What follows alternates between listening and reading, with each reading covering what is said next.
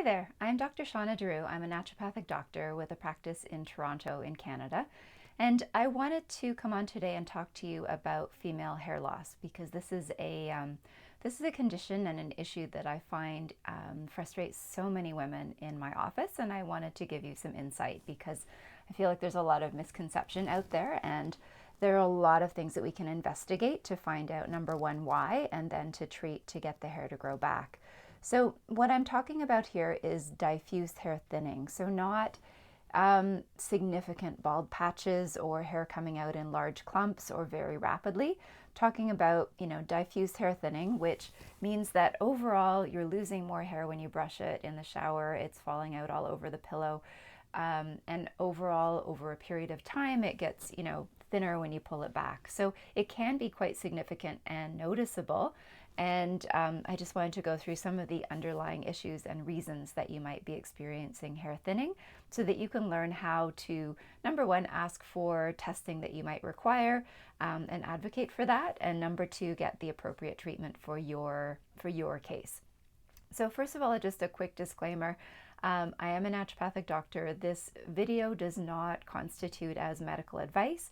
I cannot take you on as a patient through communication through video like this, but this is a form of sharing information of things that I've learned through my clinical practice. So number one, I'm just going to talk about one that's quite common, and that is either changing oral contraceptives or coming off the pill. So it's a really common cause of significant hair thinning when you change your hormonal state quite dramatically. And number one, that does not always mean that there is an underlying hormone imbalance, but that rapid change in hormones can cause significant hair thinning. If after coming off the pill, you're getting regular periods and the other factors that we're going to talk about next are all in balance, I would just rest assured that it will grow right back. But it can take a long time. So that's one thing to note with hair loss, is that it can fall out quite rapidly, but the regrowth takes, number one, the optimal hormonal and nutrient environment, and number two, it takes time. So you may have everything lined up for 2 to 3 months before you notice significant regrowth. What the regrowth looks like is like the really short, fine hairs coming around your head. So it looks like a bit of a halo, some more fuzz coming around the temples as well, and eventually that will grow in. But it's a slow process, and I understand how frustrating it can be, but expectations are also important here too. So that's number one. Number two is low iron, and that would probably be the most common cause that I see of significant hair thinning and slow regrowth.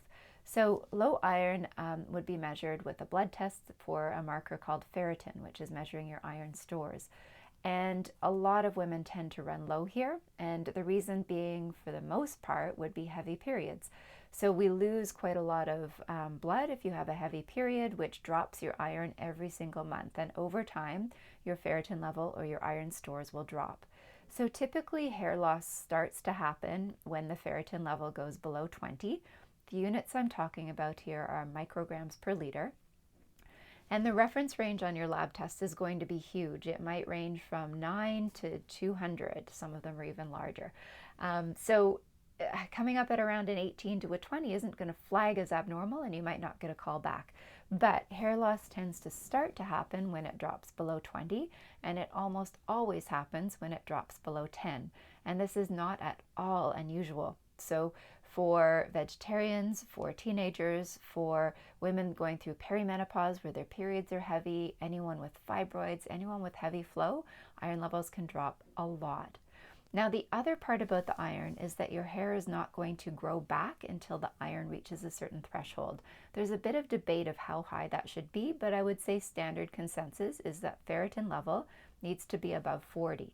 And it will need to be there for a couple of months before your body starts growing more hair. There are always exceptions.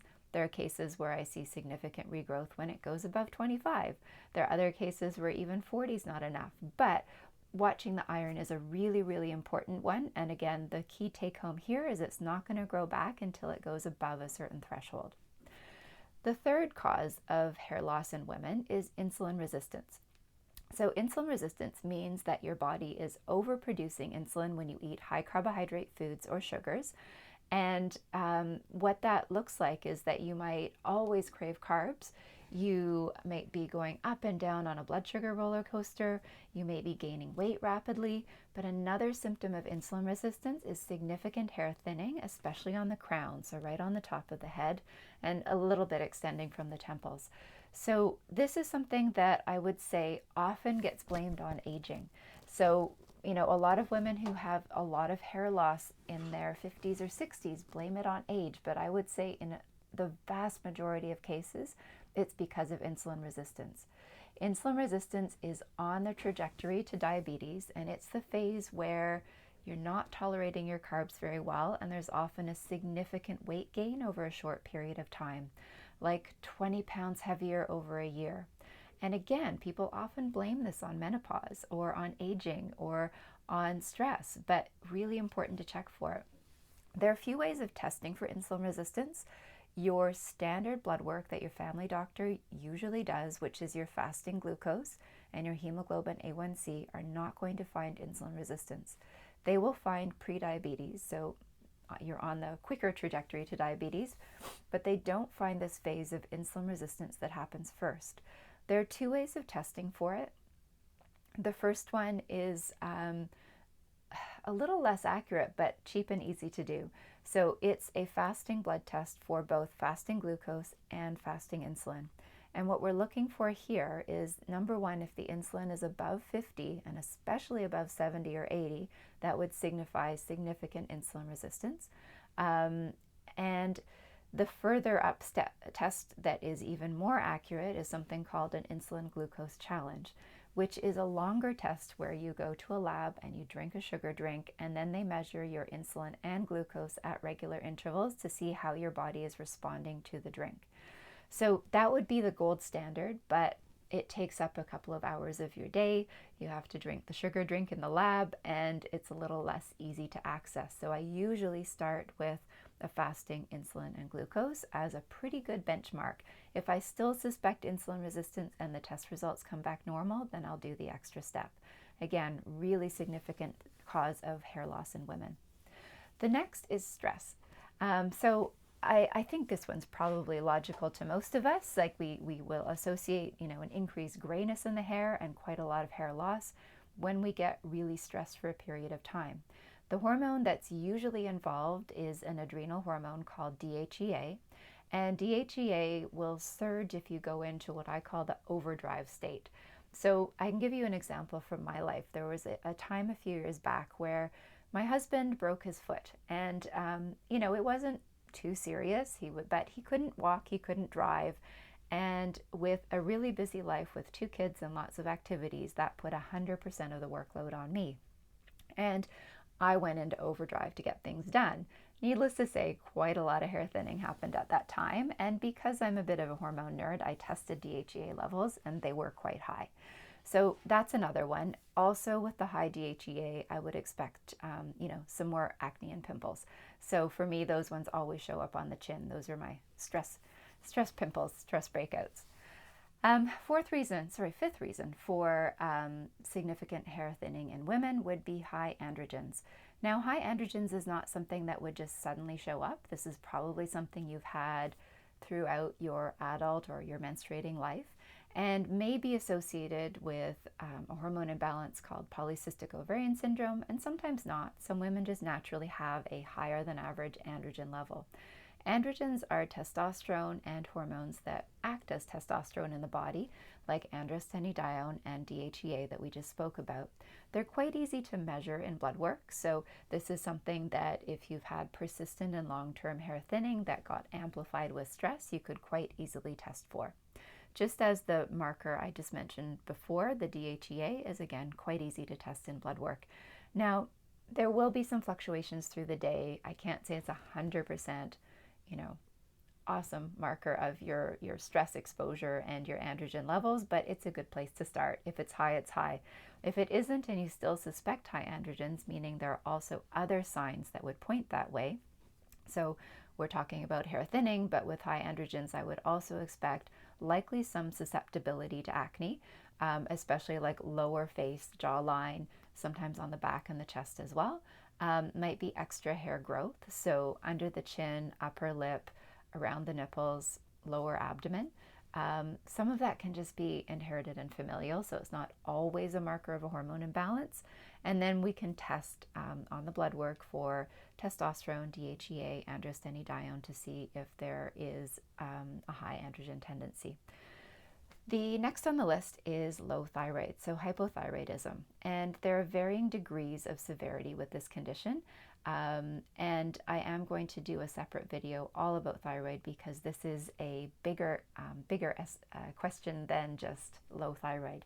But assessing your thyroid properly, meaning a full thyroid panel, TSH, free T4, free T3, and thyroid antibodies can give you an indicator if your thyroid is working too hard or underfunctioning. Underactive thyroid can cause quite significant hair thinning. It will be diffuse all over the head, and it persists for as long as the thyroid is underactive or not treated properly. You would also likely see some other signs of thyroid imbalance, meaning difficulty losing weight or easy weight gain, feeling cold all the time, thinning of the eyebrows, the lateral side of the eyebrows will thin, constipation, dry skin, getting sick more frequently. Now, not everybody will experience every symptom that I listed. Most people just tend to manifest one or two of them, but that would be another very common cause of hair thinning in women. And then the last one is autoimmune. Now, I'm not going to get into this one too much here because the presentation is actually quite different. So autoimmune conditions can cause issues with the scalp where you'll get big patchy hair loss or long-term significant hair loss, or it could be causing some degree of psoriasis patches or other skin issues on the scalp that are causing the hair loss as well. So separate topic, but another one to rule out if you are having more significant hair loss that's coming out in patchy clumps. Very, very uncommon, but again, something that when you work with hormones, you do see periodically. So that's an overview of where to start if you've got hair loss as a woman. And my first place when I'm working with patients is to do a pretty big workup with the lab results based on a good history to see what the likely culprits are. So looking for low iron, looking for thyroid function, testing for insulin resistance, testing for androgens would be a pretty thorough picture of what's causing the hair thinning. Thank you so much for joining me. If you are interested in hormonal health and want to learn more, please like the video and subscribe to the page. And I'm open to any comments that you might have if you have questions about this topic or if there's something else that you'd like me to speak about. I work with hormones every day and have for over 15 years now, so it's a topic I'm really passionate about, so happy to meet you where you need. Thanks again and have a beautiful day.